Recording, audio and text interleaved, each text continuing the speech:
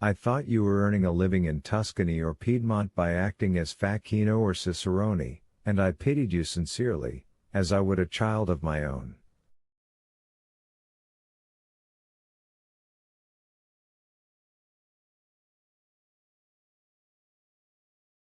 You know I always did call you my child. Come, come, what then? Patience, patience. I am patient, but go on. All at once I see you pass through the barrier with a groom, a tilbury, and fine new clothes.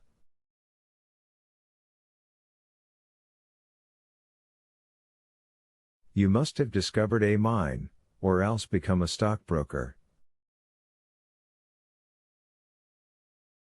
So that, as you confess, you are jealous? No, I am pleased, so pleased that I wish to congratulate you, but as I am not quite properly dressed, I chose my opportunity, that I might not compromise you.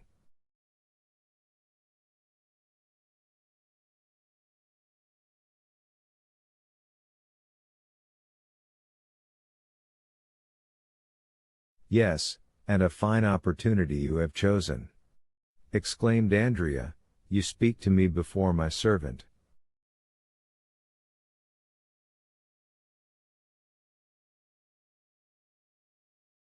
How can I help that, my boy? I speak to you when I can catch you.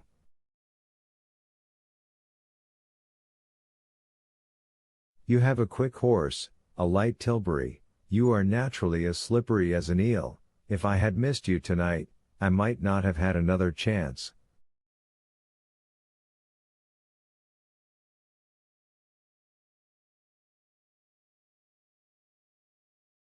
You see, I do not conceal myself. You are lucky, I wish I could say as much, for I do conceal myself, and then I was afraid you would not recognize me, but you did, added Caderousse with his unpleasant smile. It was very polite of you.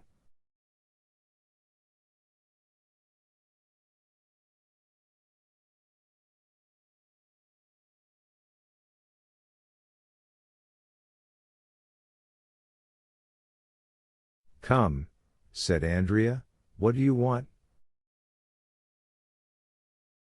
You do not speak affectionately to me, Benedetto, my old friend, that is not right, take care, or I may become troublesome.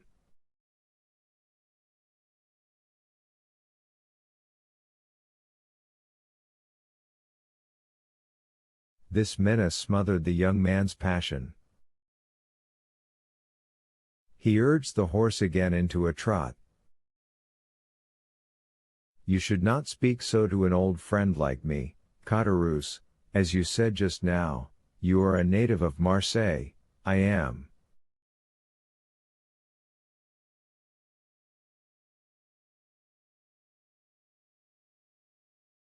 Do you know then now what you are? No, but I was brought up in Corsica, you are old and obstinate, I am young and willful.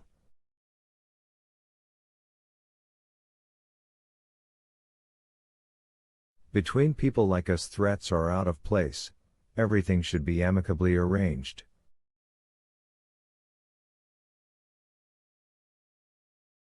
Is it my fault if fortune, which has frowned on you, has been kind to me?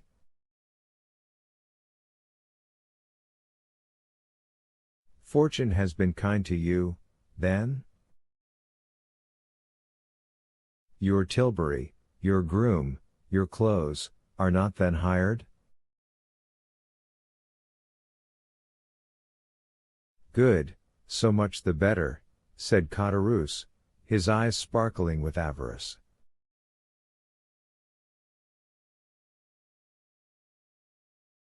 Oh, you knew that well enough before speaking to me, said Andrea, becoming more and more excited. If I had been wearing a handkerchief like yours on my head, rags on my back, and worn-out shoes on my feet, you would not have known me.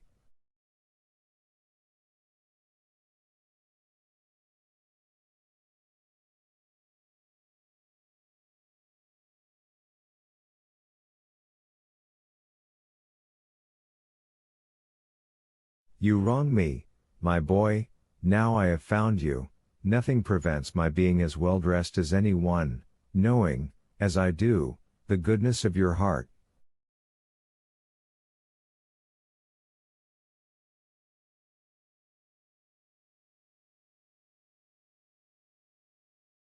If you have 2 coats you will give me one of them. I used to divide my soup and beans with you when you were hungry.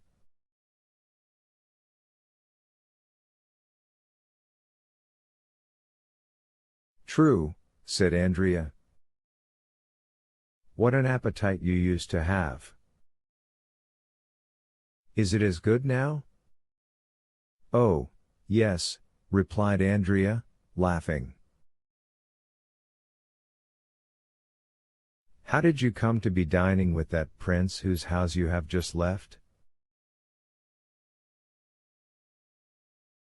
He is not a prince, simply a count. A count, and a rich one too, eh? Yes, but you had better not have anything to say to him, for he is not a very good-tempered gentleman.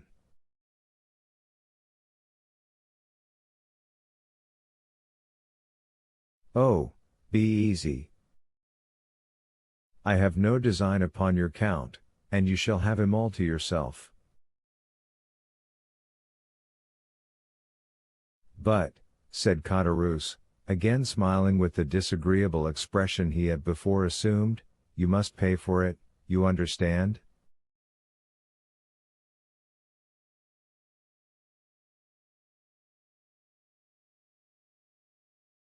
Well, what do you want?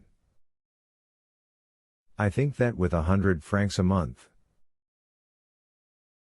Well? I could live upon 100 francs. Come, you understand me, but that with? With 150 francs I should be quite happy. Here are 200, said Andrea, and he placed 10 gold louis in the hand of Caderousse.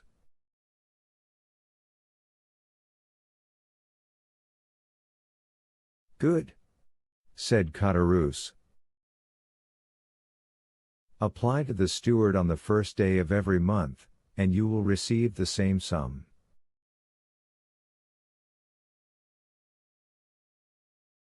There now, again you degrade me. How so? By making me apply to the servants, when I want to transact business with you alone.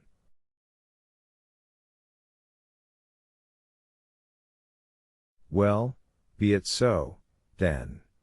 Take it from me then, and so long at least as I receive my income, you shall be paid yours.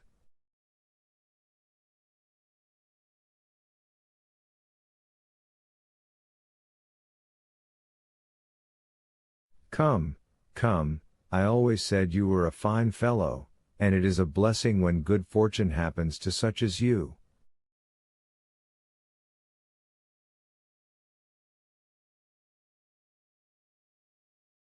But tell me all about it? Why do you wish to know? Asked Cavalcanti. What? Do you again defy me? No, the fact is, I have found my father,